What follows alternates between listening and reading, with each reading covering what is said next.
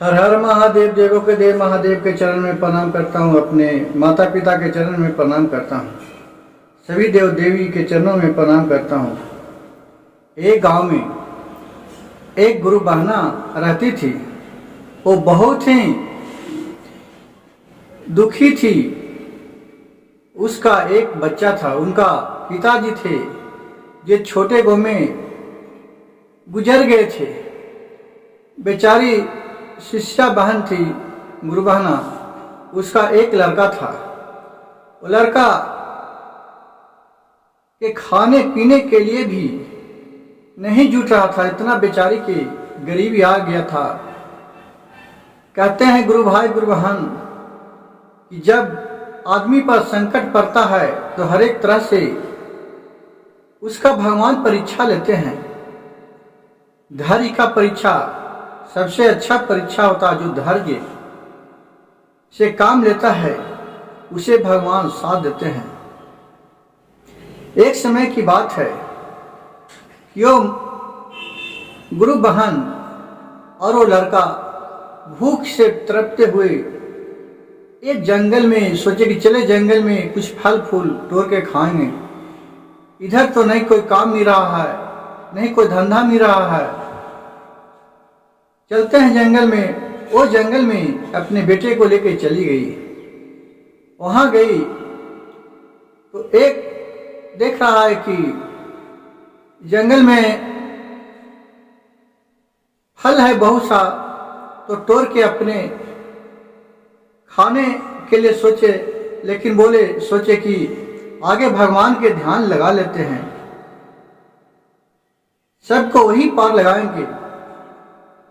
थोड़ा सा फल रख के और शिव गुरु के ध्यान लगाए कि हे भोलेनाथ देवों के देव महादेव, अगर हमसे कोई गलती हो गया होगा तुझे क्षमा कीजिएगा और मेरे दुख का निवारण कीजिएगा। मैं आपके सेवक हूं। जो भी अगर सेवक से गलती होता है तो उसका आप ही क्षमा करने वाले हैं। और वहां दोनों माँ और बेटा फल को खा के गुजारा करने लगा। जब सुबह हुआ तो भोलेनाथ और पार्वती माता दोनों उसी जंगल में वही बालक के पास और शिष्य बहन के पास आई। बोली कि कुछ खाने के लिए हमको भी देगी, मैं बहुत 2 दिन से भूखा हूं। बोले कि साधु बाबा आइए, आप बैठिए। मैं तो एक दुखिया हूं, जो दुख के मारा हुआ हूं। जो हमसे बनेगा वो आपके हाजिर करूंगा। और फल तोड़ के लाए थे। वो माता पार्वती और भोलेनाथ को साधु के रूप में और माता पार्वती बुढ़िया के रूप में थी। वो दोनों के खाने के लिए केला के पत्ता पर दी, क्योंकि जंगल में तो कुछ था नहीं। और दोनों में जंगल से पानी लाके दी। दोनों के बहुत ही अच्छा तरी खाना खिलाई। ये सब देख के माता पार्वती और भोलेनाथ बहुत प्रसन्न हुए और बोले कि जाओ, ये लो, हम एक कटोरा देते हैं। इस कटोरा में आप जो भी मांगिएगा वो तुमको मन इच्छित भोजन मिल जाएगा। जो भी चीज कहिएगा इससे जो, लेकिन यह राज किसी को नहीं बताइएगा। कहा कि ठीक है। और वहां से कह के भोलेनाथ और माता पार्वती चले गए। बोले कि जा रहा हूं मैं तीर्थ धाम पर घूमने के लिए। जब उधर से आऊंगा तो मैं तुमसे मिलूंगा। कही कि ठीक है। और माता पार्वती के भोलेनाथ के चरण छूकर प्रणाम किया और वो कटोरा भोलेनाथ दे दिए। रात हुआ। भोलेनाथ के ध्यान लगा के बोले कि हे प्रभु, मैं बहुत दिन से खाना नहीं खाया हूं, तेरी दाल भात सब्जी आ जाए। इनका ध्यान लगते ही दाल भात सब्जी आ गया और खाना वाना खा लिए। और फिर उसके बिहाने होला देख रहा है कि जिस कुटिया में ये औरत थी और बच्चा उसका, वो बहुत ही सुंदर महल बन गया और किसी भी चीज का हुआ खाने पीने का कमी नहीं रहने लगा। कुछ दिन बीतने के बाद भोलेनाथ उधर से आए और बोले अपने शिष्य से, शिष्य को देख के भोलेनाथ को वही साधु बाबा माता पार्वती के देख के और प्रणाम किए और बहुत अच्छा तरी उनको चरण धोए दोनों के और खाना पीना खिलाए।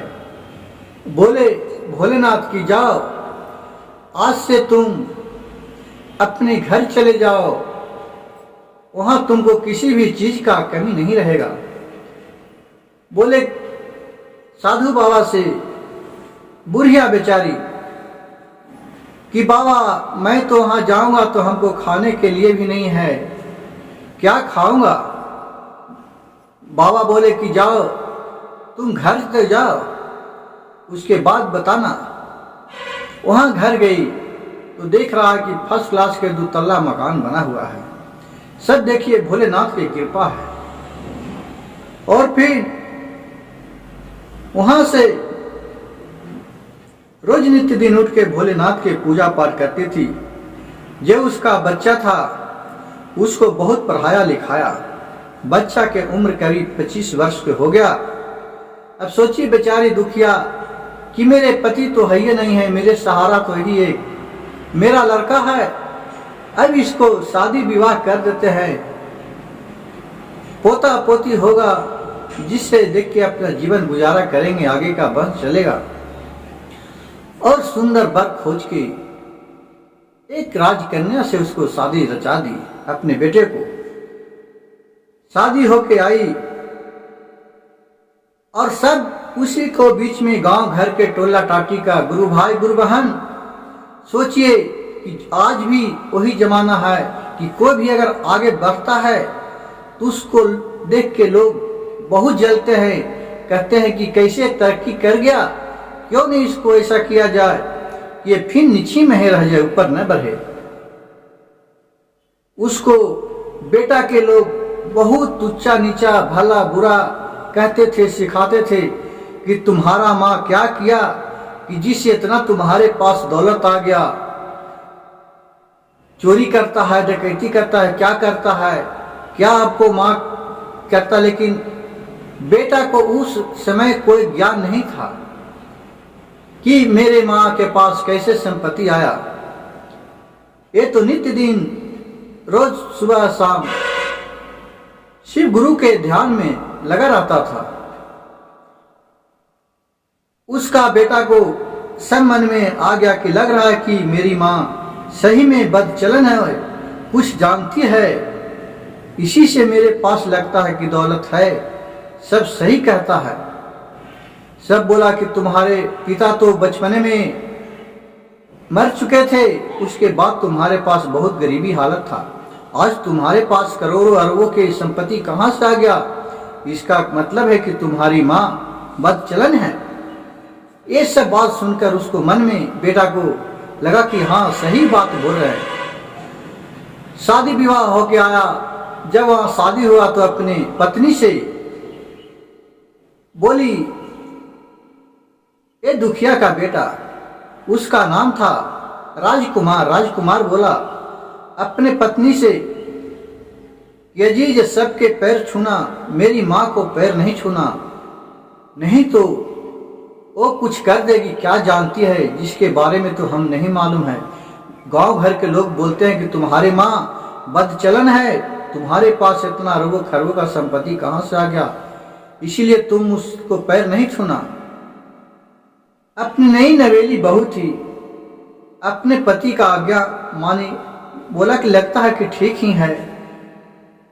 फिर वहां से शादी विवाह करके आए तो बोले सबको पैर छुआ, अपने सास को नहीं छुआ।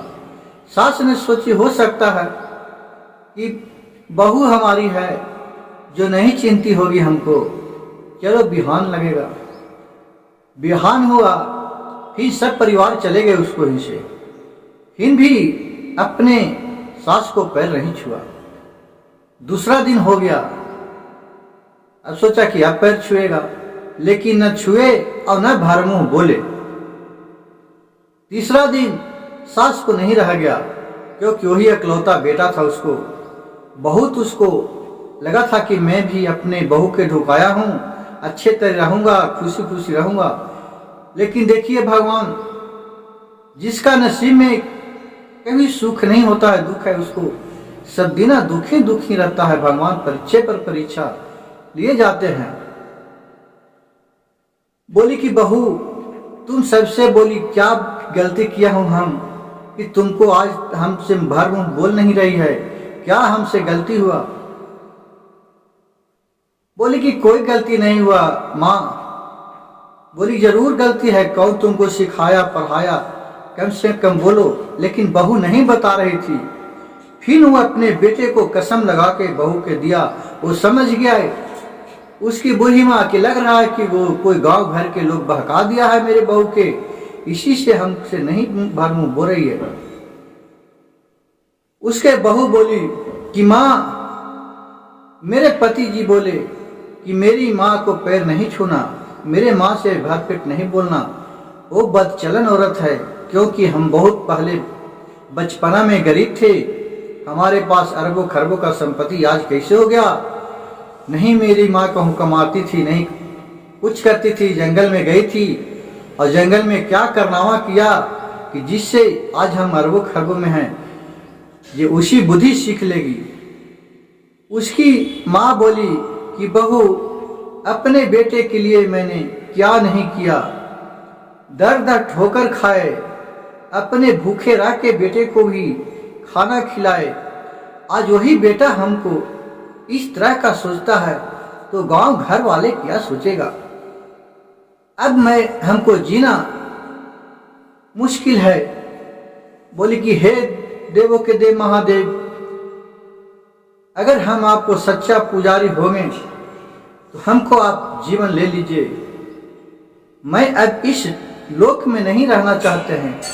इस लोक में मृत्यु भुवन पर रह रह के मैं थक गया हूँ। अब हम परीक्षा नहीं दे सकते हैं। और छाती मुक्का मार के और जाके कुआं में कूद गई और वह मर गई। पूरा हाहाकार मच गया कि लग रहा क्या कौन बोला कि उसको 2 दिन 3 दिन शादी हुआ है, इतना अच्छी तरह उसका माँ के स्वभाव था, उसका माँ मर गई, लग रहा है कि कोई बेटा बहू बोला है। पूरा हाहाकार मच गया। अपने माँ को निकाला, आग दाग किया। फिर उस गांव वाले सब मिल के कहा कि ऐसे इसको खाना नहीं खाएंगे जब तक इसको बारे में कुछ जानेंगे नहीं। ऐसा क्या गलती किया कि इसका माँ आत्महत्या कर लिया? उसके बाद पंच बैठा तो भोलेनाथ पंच के रूप में आए। माँ पार्वती बुढ़ी के रूप में हुआ पूछने के लिए आए। वहां सभा लगा, सभा में बुलाया गया सभी को। भोलेनाथ बूढ़ा के रूप में पंच के रूप में बैठल थे। बोले कि बेटा क्या बात बोला तुम कि तुम्हारी माँ मर गई? बेटा ने बोला कि नहीं बाबा, हमने तो कोई बात नहीं बोला है, हो सकता है कि मेरे औरत ने बोली होगी। औरत से उसका पूछा गया पत्नी से कि बोलो बहू, तुमने क्या बोली कि तुम्हारी सासू माँ ने जान दे दिया? बोली कि बाबा हमने तो कुछ बात नहीं बोली। बोली नहीं, बोली जरूर बोली है, तुम लोग बताओ, नहीं तो हम लोग तुम्हारे पास खाना नहीं खाऊंगा। और जो तुम्हारे पर दोष है, पितृ दोष है, वो तुम्हारे सदैव लगा रहेगा। इससे अच्छा है कि तुम खुल के सारी बात बता दो। बोली उसकी बहू ने कि बाबा, मेरे पति देव बोले थे कि तेरी माँ के पास इतना संपत्ति आ गया, मेरी माँ बदचलन है, उसको से तुम नहीं भर मुंह बोलना और नहीं उसको पैर छूना। नहीं तो वो अपने शिक्षा तुमको देगी, तुमको भी उसी ढंग में रमा देगी। इतनी बात बोली कि माँ छाती मुक्का मार के और जाके कुआं में कूद गई और अपने जान दे दी। बाबा बोले कि बच्चे, तुम्हारे लिए तुम्हारे माँ क्या नहीं किया। जब तुम्हारे पिताजी छोटे गो में गुजर गए थे तो सारी कष्ट सह के तुम्हारी माँ तुमको पाला पोसा, आधा पेट खाया। आज जानो कि भोलेनाथ की कृपा से तुम्हारे माँ के पास कृपा हुआ कि अरबों खरबों में संपत्ति हो गया। वो सच्चा एक पुजारी थी, इससे तुम देखा कि वो बदचलन तुमको उसको दिया। बेचारी सती के आगे तुम कलंक लगा दिया। जाओ, जिस तरह तुम उसको दुख दिया है, तुम भी बेटा दूसरे को बहकावे में आके तुम बोला है ना, तुम भी सुखी नहीं रहेगा। क्या कि तुम्हारी माँ नहीं है जो तुमको क्षमा कर देगा। हम लोग पंच हैं, पंच परमेश्वर का फैसला ही होता है। और भोलेनाथ कह के और अपना माता पार्वती और भोलेनाथ चले गए। वहां से गए कि 4 दिन के बाद उसका इतना नुकसान होने लगा, जो भी काम करे उसमें घाटा ही घाटा जाए। इतना गरीबी हालत आ गया कि वो उसको खाने के लिए छछनने पड़ा। बहुत रोया गिर गया, लेकिन माँ फिर कहाँ वापस आती है। माँ माँ होती है। माँ ही एक ऐसा माँ होती है कि जो अपने बेटे को कितनों भी गलती करे माँ बाप माफ कर देता है, लेकिन दूसरा को वो माफ नहीं करता है। गुरु भाई, गुरु बहन, अगर मेरे वीडियो अच्छा लगे तो मेरे चैनल को सब्सक्राइब कीजिए, लाइक कीजिएगा